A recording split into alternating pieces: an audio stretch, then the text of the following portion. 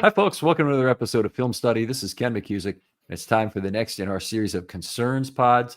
This one about the offensive line depth, one that I know a lot of people share. Joining me to talk about this is David Magill. David, first time on the show, right? First time on the show, Ken. Big fan of the show. This is a little bit surreal for me to be on here. So thanks so much for having me tonight. Appreciate you coming on, and from the materials and points you sent me beforehand, I know we're going to have a good conversation here. And David, you're a big Reddit user, and I would love for more of the Reddit community to join me. The r/Ravens, a great community, and we'll get your info out there at the end. Make sure that people know where to contact you and talk football. But I think let's start off by just saying we're going to talk about offensive line depth because I think that's significant. But we need to probably also talk about the concerns that people have about the starter quality that the Ravens have across the board. Where are you on the five apparent starters for the Ravens?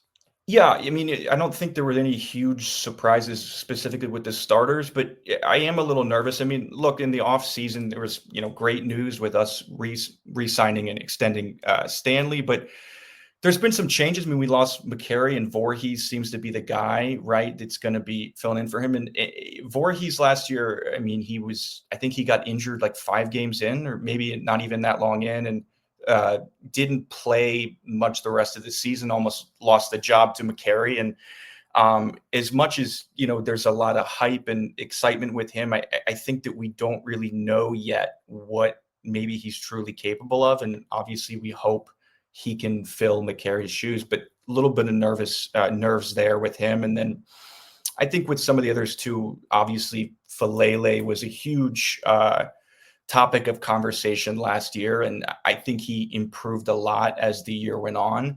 But there's still some concerns with him and what he can and can't do. And Rosengarten as well. He held his own at other points, but at certain points he had a lot of help, chip blocking and whatnot. And we have a very tough start to the schedule this year up until the bye week. So a little bit nervous with some of the teams we're going to be facing with those guys. Certainly a trial by fire for some of these guys. Now, it would be unfair in either Falele's case or Rosengarten's case to say they haven't had their trial by fire. It'd be ridiculous in the case of Stanley or Linderbaum because they've been playing for multiple years and have significant postseason awards under their belt. But I guess if I were to pick out one thing you hadn't said so far, I would be concerned about a potential decline from Ronnie Stanley. He looked like he was better physically this last year than he'd been before. I still am concerned every year with him about injuries, even though he takes his body very seriously. You really notice this in terms of how he recovers from practice. I think he does he's obviously working very hard to make sure he maintains his health. But I look at the position and the depth, particularly at that tackle spot, is paper thin. Right. The next guy is Noteboom, who's not very good, and the guy after him is Carson Vincent, who is a developmental player. Right. Right. Yeah, I know Noteboom would be the obvious replacement if something were to happen to Stanley. And although I'm glad the Ravens picked him up, I mean, correct me if I'm wrong here, Ken, but I believe his run blocking is a lot better than his pass blocking. I think wasn't he one of the worst graded pass blockers in the league last year or something like that? Noteboom? Actually, I'm not sure. I Are you think talking so. about like a PFF grade or something? I believe so. Yeah, I believe I saw that, and well, you'll have to fact check me on that. But yeah, I don't know if anybody wants to see that. Nobody wants to see that happen. So that is concern as far as it goes with depth and him backing up Stanley, who's our guy. That's our star on the offensive line. And like you said, he's last year was his first year where he was able to really play healthy, and we hope he can hold that up. I mean, Noteboom, the issue I've had is that he's never really been particularly good or really played any snaps in his career. So the most snaps he ever had in a season, I looked at this recently, and it's a surprisingly low total. The most snaps he's ever had in a season is 633. So he's never really been a full-time player. It's always been a case of he's taking over for somebody. Gotcha. He's got in 7 seasons, he's got 2,380 snaps. So that's 350 a year roughly. That he's had. So there's not a lot on his record. And yeah, it looks like last year, at least PFF did not grade him particularly higher the last, really 2 years as a pass blocker. Honestly, He's not been that great as a run blocker either. He's a guy who I would point to as he's a replacement level Right. backup tackle, and that is the reason that I've been concerned about him. I think he's just honestly a placeholder until Vincent is ready. I don't think that's going to happen in 2025. I would love to be shocked by that, by the way, but I'm not convinced that's going to happen. I think he'll probably be. For some reasons we'll get into a little bit later, I think he'll probably be inactive pretty much every game. There may be an exception if somebody gets hurt. Certainly could be an exception, but we need to talk about two things in here before we get too much further. The first is that the Ravens rostered 9 offensive linemen, which was a little surprising to me. How did you feel about it? Yeah, a little bit. I mean, I think a lot of the surprise too obviously has to do with them choosing to run with Ali as the 4th running back, and in that, made it so that they had to. I guess they really couldn't carry Dellinger on the roster, correct, because of that. Yeah. And we lost him, and we spent draft capital on him the last this year in the draft, and I know that. He wasn't. He was a 7th round pick, and I don't think he flashed or anything amazing in preseason, right? But he was a developmental prospect, correct? I mean, yeah. The last 2 games, I had him at right around a C in terms of his overall grading over those 2 games, and I think that honestly is. It would be great if that happened during the regular season. He was up against regular players. He was playing a little bit later in these games, and there were some surprising things that happened, which. I'm not sure if it was part of why he moved on, but playing behind Dalcourt, I'm not sure if that was head games or whatever, but they wanted to sign Dellinger and they did not, by their actions, sign Dalcourt, which was very strange to me. Very strange. Yeah. That they went with Penning, who had not played well in the preseason, and Samac, who I have a lot less confidence in overall than Dellinger or Dalcourt. Absolutely. Why do you think? Because that was strange to me too. I mean, and again, we're not talking about these are backup guys, but why do you think that they did that specifically with letting Dalcourt go there? I don't know. He was on the practice squad last year. He played well in last year's preseason, is my recollection, and he was a versatile guard center player, and the Ravens need that, and they need a couple guys on the team who could possibly be centers in 2026. Right. They don't want to be forced into a draft pick obligation near the top to get the center that they think can do it for them next year. Yeah. And as far as centers go too, I mean, correct me if I'm wrong, but wouldn't the backup for Lindy this year also be Bullock? Yes, absolutely. Okay. He's without question, he's the guy.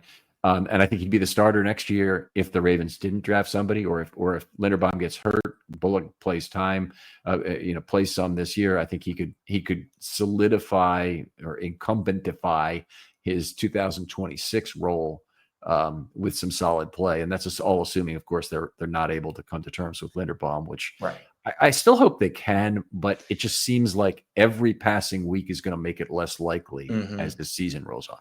I think so. And I mean, didn't DaCosta allude to this a few days ago when he announced the Hamilton extension? But it's the situation we're in, and it's a good problem to have when you have a quarterback like Lamar Jackson. You have to allocate a lot of the cap to. But part of me thinks it's going to come down to either him or Travis Jones, and maybe they'll find a way to keep both. I don't know, but to me, I would think it's one or the other. And I could be wrong, but I know you've talked about too how with Linderbaum in particular, you'd have to be paying him,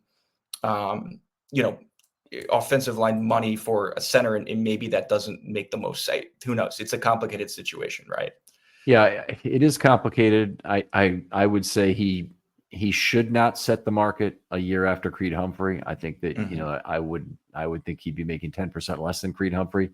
But if he were to make the same amount, I could live with it. I think it is really a stretch price to pay for Linderbaum, but maybe I could live with it. If he were to be the first $20 million center, I'd be really upset. I'd just be really upset over it. And it's all unlike the Hamilton money, which doesn't start till after 26. Linderbaum money would start in 26. So in a lot of ways, it's quite a bit worse. Yeah, so you'd almost need to get that Lamar extension done. I mean, that's almost the most important thing to figure out, I guess, before you can really make some of these decisions. But yeah, I think you know, Eric certainly understands that. I think that Lamar probably understands it, and he may even be trying to use it. hmm. So we'll see how that plays out. But Lamar hopefully has a vested interest in keeping this team together and doing that. And he's got I'm sure, and I don't know the total, but I'm guessing Lamar makes a lot of money in endorsements as well and Yep. TV money and whatnot. So I mean, he's got a vested interest, obviously, in maintaining his stardom, which is in large part a function of the people around him. Tom Brady really understood that. Yes. And I hope that Lamar gets it.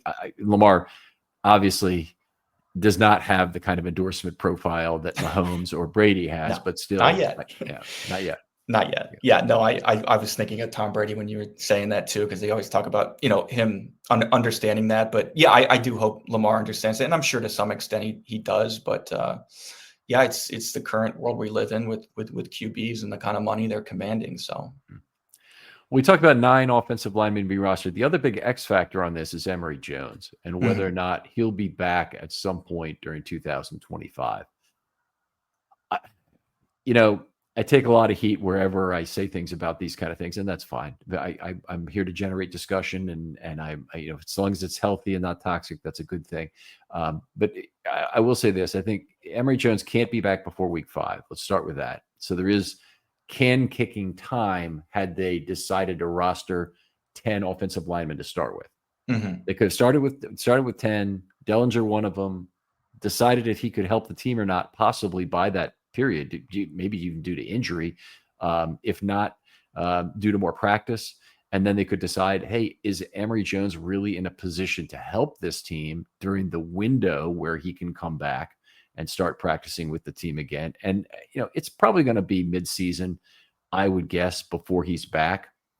And every week that we go a step further is a week less that the Ravens get in terms of 2025 value. Honestly, it's a week less of ramp time, as we saw with David Ajabo, is really significant in terms of really getting him ready to play, whether it's in the weight room or, um, you know, presumably he's been in the meeting rooms and doing You'd that stuff. think, But yeah. yeah, but the weight room and the rehab on a shoulder injury for an Mhm. offensive lineman, it just seems like that's a long journey back. And the Ravens at some point are going to say, hey, we need to come some sort of arrangement and redshirt you for this season, Right. because right now you can't help us enough for it to be worth it for us for you to come back.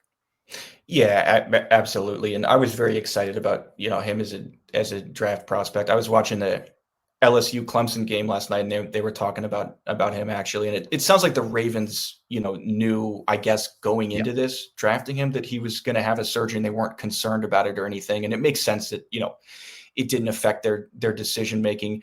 But yeah, I mean, like you mentioned, could this at all spell just kind of some of the decisions they made with the roster and the practice squad? Could this at all spell that maybe we're within, like you said, each passing week it becomes less likely? But Yeah.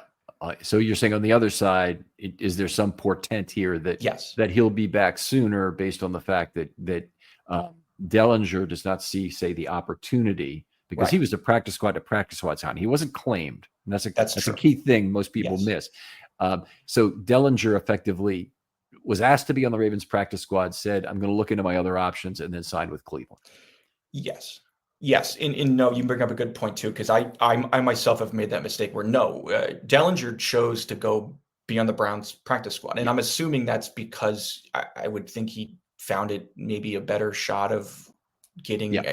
yeah, getting to where he wants to be there, or maybe he was really mad he got cut. I don't know, but Yeah, I think he could have been mad at getting cut, yeah, because you'd want to be kept as a 10th offensive lineman in this sort of a situation. But I'm not sure he's going to get that at Cleveland either. And then it may be just a matter of, okay, if I'm not going to be kept as a 10th offensive lineman, then I got to look at team A, team B. Who am I going to get quicker? And one of the considerations might have been Emory Jones' return. So right, he sees Emory Jones right, in the meeting rooms, presumably, and he probably has an idea, and in the weight room, yes, probably has an idea of how close he is. right.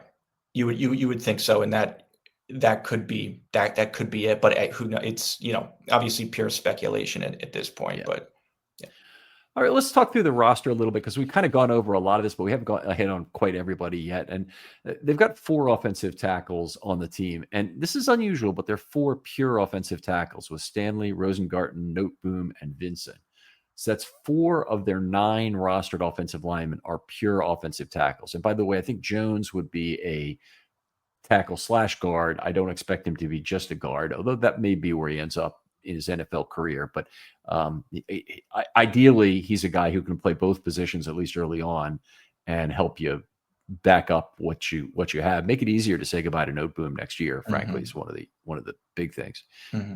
But with having 4 pure offensive tackles, it really puts you in a bind on game day because you have 8 active offensive linemen, and typically you want to have 2 things or 3 things be true. You want to have 3 to make 2 at tackles. You want to activate 3 tackles so 2 of them can play. You want to have. You ever have one of those days where everything's off? Well, Mood can help with that. And let me tell you about Mood. It's the online cannabis brand that is changing the way we handle everything, from stress to sleepless nights, with functional gummies that are 100% federally legal cannabis. Mood launched to make cannabis affordable, accessible, and transparent, while at the same time supporting American farmers growing premium hemp on small pesticide-free farms. Their gummies are next level. Seriously, I've tried a few, and each one feels totally different. The Sleepy Time gummies, out like a light, immediately asleep. The Epic Euphoria, it's perfect when you just need a reset to feel good again. What makes them unique? Mood combines THC with herbs and adaptogens, so you get real targeted effects. You're not going to find this in your typical dispensary. And here's the best part. Mood ships discreetly to most states, offers a 100-day satisfaction guarantee, and right now you get 20% off your first order with the promo code RAVEN. Just head to mood.com. Find your perfect gummy and use the code RAVENS at checkout to save 20%. 4 interior offensive linemen who are pure interior offensive linemen who cover the first 4 instances on the inside. That gives you 7. Then you need 1 guy who can swing, who can be a guard or tackle, and he just has to do it probably in an emergency. And I guess the guy they're thinking of in this year could be that is Cleveland. But the it does create some problems to have 4 offensive tackles on the roster that you really only ever want to have 3 of those active. So if you have a 9 to make 8 on game day roster, then you're not leaving yourself any room at all. You're basically saying Vincent's going to be out every week, or maybe Noteboom is at some point. But Vincent, a tackle. It's got to be Vincent. Yeah. And then all your 8 other guys have to be healthy. There has to be nobody dinged up, or you have to start dipping into the practice squad and bring up a Nick Samak or a Penning to fill in for games.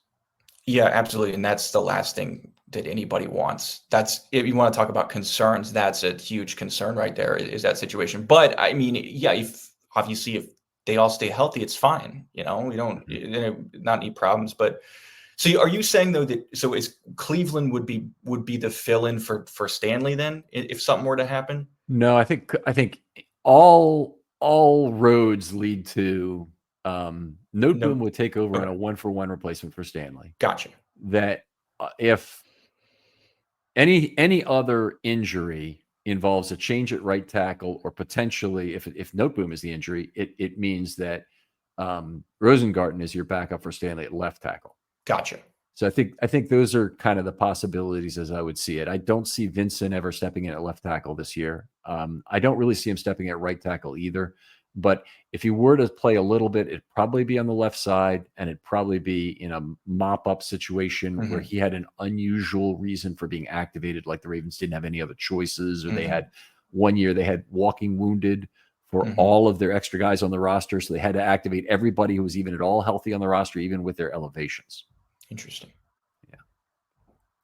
So, all right. So anyway, the four offensive tackles, a little bit of a tough position. Then they've got 4 guards, and guard choices are Faalele, Voorhees, Cleveland, and then I'm putting Bullock in this group too, though he's really a guard or center backup. He's a two-way player. Talk about your overall satisfaction with that group. You talked a little bit about Voorhees and not much about Faalele earlier, but in terms of just so let's talk about Faalele. I think, as I mentioned last year, that's where the drama was with everybody. All the concerns on the offensive line, and a lot of them were valid at first. I mean, I think that people maybe, I personally believe, maybe give him props is that he really did improve a lot.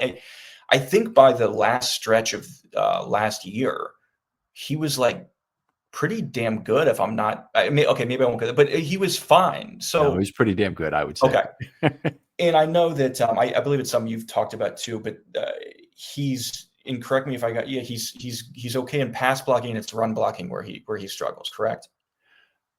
Yes, he's and that's like being good in on-base percentage, but bad at slugging. It's the important one to be good at. Right, right. And I will say, as a side note, I went to the Ravens stadium practice a few weeks ago, and I'd always heard everyone talk about how big Falele was. And Mhm. I got up close there. We're about 20 yards from where the that position group was working at, and my God, he is huge. It is unbelievable.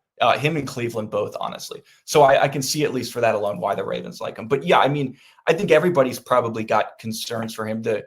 The Ravens are really hyping him up. I know Todd Monken made a point to really talk him up and shoot down some of the criticisms that people had. There was a video circulating, I think it was after the preseason game Yeah. versus Indianapolis, where he got, it wasn't a pretty rep for him. But Monken didn't care about that. He said, I love Daniel. He's our guy.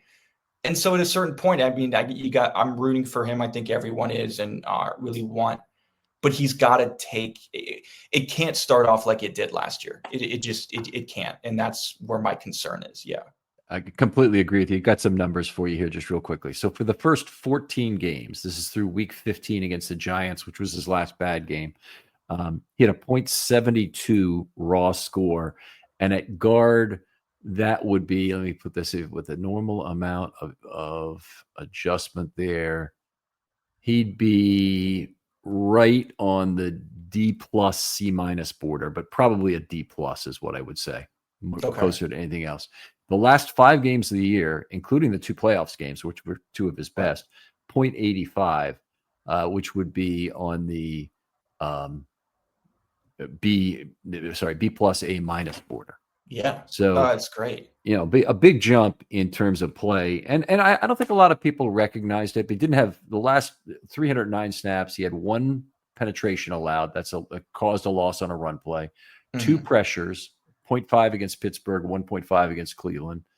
And he had no quarterback hits, no sacks, and no penalties. Very important. There are no penalties. Very important. And ended up with terrific scoring because of that. So just I don't understand a lot of the hate, and for people who are looking at to find individual things he did wrong in the playoff games, there's plenty of times where he makes a lousy run block, and you just live with that when you're getting the other things at a high level. So anyway, totally. And I think anybody, any sane Ravens fan would sign for that. I mean, if we could get that level of play, I remember even in the loss to the Bills, Lamar had all kinds of time, especially in that final 2-minute painful 2 minutes marching us down the field. He was great. But and so yeah, I mean, the Ravens have high hopes from this year. I do too. But yeah, I guess you just worry when you see some of, I guess, what we saw in the preseason. I mean, how did you grade him if he had an average grade throughout? Well, I guess, did he even play much after the Indianapolis preseason game? I don't know that he did, but his total amount of snaps were trivial. So was Voorhees. I think that since Voorhees played 31 snaps, my guess is Falele also probably played 31. Probably for the same series. Voorhees was terrific in 31 snaps. Falele looked terrible on one play, and he also looked bad on another play where he's pulling on a pass play that didn't look good. But other than that, not other than that, because that's like saying the woman's missing half her face and she still has a great personality and whatnot. It's not like that. This is a case where Falele did not play well this preseason, but I look at it as those are 31 snaps or 12 snaps in the one game where he really played poorly. And the 309 are still the more significant factor. Plus all the other things we've heard about him this offseason, I'm still quite optimistic about how he can do with the individual training he's taken on, working with Duke Manyweather and doing more to lose weight and get in better shape. He doesn't look any quicker to me on the field. So there are limitations in terms of what you can do with him. But it did not hurt the Ravens last year. They rushed for 5.9 yards per play. So if you're telling me Daniel Falele is, the weakest link is going to kill the Ravens, well, where's the evidence? Yeah. No, you're absolutely right, and it's one of those things that I think with online and Twitter and Reddit where I'm in. I mean, it got circulated a lot, and some of the gripes were valid, especially early on. But he did improve, but that's what we expect out of him this year. So, okay, so what's your give me a 0 to 5 confidence level on the 4 guards, each one. So 5 being the highest confidence ever. Lily, where's your level of confidence personally? So you said 5 being the highest one, right? 3. Okay, fair enough. And Voorhees? So Voorhees, 2 maybe. Okay. I'm worried about him. I just don't know if we really know what we're getting there yet. I mean, would you disagree or? No, I wouldn't disagree. I think that's about right. And I'd probably say the same for Falele as you did right now. It's a 3, but we'll take it. Yeah, it's a first world problem to have a 3 be your biggest concern, right? Sure. Cleveland. Maybe I'd also put him at a 2 at this point with Cleveland. I mean, I know he played more in the preseason, right? He looked okay, I guess, but I would rather say 1. I'm going to put 1 for him. I think, yeah. Okay, I'd probably say about it. My concern is more that they just have no interest in putting him on the field. That's what I mean too. Yeah. But I think if he were actually on the field, I think my concern is 2.5. Okay, right there. fair enough. So it's right in the middle. How about Bullock? Man, he's such a feel-good story with him making the roster this year and whatnot. That's awesome. Oh, fun fact about him too. You probably know this, but he was a defensive end in high school. Did not know that. He was a defensive end in high school, and he started playing tackle in college. Just funny. But I don't. Unless something happens to Lindy, I don't know that I want to see. Let's say 1, right? Okay, for Bullock, a 1. Okay. I'd probably say a 2 for Bullock. I don't think we know what we have, but he played well enough in the preseason. Okay, fair enough. Yeah. The holding call was bad, and it's not, I think, reflected well in a PFF grade, but it is what it is. Okay, well, let's move on to the center position where Linderbaum is the guy and Bullock is the backup now. Any issue with that position? Anything you'd point out there that needs to be better? You mean with Bullock backing up Linderbaum? With Linderbaum and Bullock as the backup? No. Okay. No, I think it makes sense. And I'm fine with it. I do think that Linderbaum, it would really help if he would improve as a pass blocker in terms of getting him the money he wants. Yeah, he had a kind of a down year last year, right? And I know some people attributed that. They blamed it on Daniel Falele, and maybe that was part of it. I don't know. But yeah, no, I'm with you. So he's been up and down. I mean, he had a really lousy rookie year as a pass blocker and had a great year as a run blocker. So that led to some strange scoring, and then a big jump in terms of his pass blocking the second year, which truly catapulted him into being one of the best centers in the league. Yep. And then down again in year 3, which is unfortunate. So I kind of he's a player. I'd love the Ravens to sign him now if the price is right. If not, I wouldn't mind if the Ravens pay him at the top of the market if he proves he's a better pass blocker this year. Sure, I think that's fair, and yeah, this is a big year for him. So, all right. What else do we want to talk? We talked about that 9 to 8 flexibility. We talked about Emory Jones already. I think losing Garrett Dellinger to the Browns. I guess we've heard about the Darian Dalcourt situation. Just really weird to me. Yeah, it's where I mean he played relatively well in the preseason this year, correct? I think PFF may have it scored that way. I thought last year he maybe was a little bit better in the preseason. I could look that up. How PFF? I think he was decent in pass blocking, but yeah, check that for me. Yeah, I did not score any Dalcourt games. We don't do a full offensive line scoring in the preseason. Okay. So, but I know last year he looked pretty good. Yeah.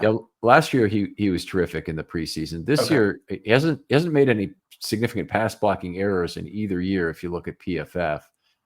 He hasn't had a great run blocking score either year, and that's just that's the split you want. Mm-hmm. It's a high on base percentage, low slugging Right. player. Yeah. So I'm a little bit surprised they didn't stick with him, given some of the versatility he shows, and he is one of their early choices at center. He's also been one of their early choices at guard. I'm It's really weird. surprised. Yeah. It's weird. It's weird with him. It's weird with Dellinger too. It almost for some reason reminds me of, like, now that all this stuff about Cleveland came out in the wash after the season, it explained maybe why when everyone was pounding the table for him, he did. I don't want to speculate on any who knows what happened, but it makes you wonder if there was something else. I don't know, but yeah, most of the time I'd say that's true, David. Is that when we can't explain something, there's something going on. They're Right. not telling us it. And Harbaugh had a lot of fatigue with Ben Cleveland questions last year at Yes. the podium. Yes. And it was apparent, time after time, and especially when you look at the video of him. Sometimes the transcripts give it to you, sometimes it doesn't. But the video, oh my God. I mean, he's getting really saying, raising it. Let me just say that Ben Cleveland knows exactly what he needs to do, Right. kind of thing. Like Right. you don't want to hear that kind of saltiness if you can. No, you don't. All right. David, pleasure talking football with you. I appreciate you jumping on and doing this concern spot. Tell folks where they can talk with you, maybe, and a little bit about the Reddit community if you'd like to. Yeah, sure. So honestly, mostly where I interact with others and talk about football, and specifically Ravens football, is on the Reddit community. For those of you familiar with Reddit, a subreddit is r/Ravens, and anything and everything having to do with the Ravens, and in particular during the season on game days, there's a live game chat where we all have a lot of fun in there, and also sometimes misery loves company type of thing when it gets stressful. One of the games that comes to mind the most is last year, the first Bengals game of the year was. Oh my. It was a whole roller coaster of emotions in there, but it's nice to kind of be able to experience that live with other people over the chat. So yeah, you can find me on there. Username is u/deadmanwalking99. And yeah, thanks so much for having me on, Ken. It's awesome to meet you and talk about Dead Man Walking 99. Where'd you get that from? Stephen King, Shawshank Redemption. Okay. So yeah, that's what they called the new recruits in the Shawshank jail when they brought them in. And I don't know, and also my initials DM. Gotcha. You know how it is with usernames. You just come up with something, and yeah. All right, David. Really, really appreciate it. Other folks out there, hit me up with a DM on Twitter if you'd like to do a film study short at any time. I'd love to hear from you. We're kind of done with the concerns podcast at this point, but this was one of the good ones, and there'll be a couple more probably before we're done. But I think there won't be time to record anymore, unfortunately. David, thanks again for coming on. Thank you, Ken. And we'll talk to you next time on Film Study.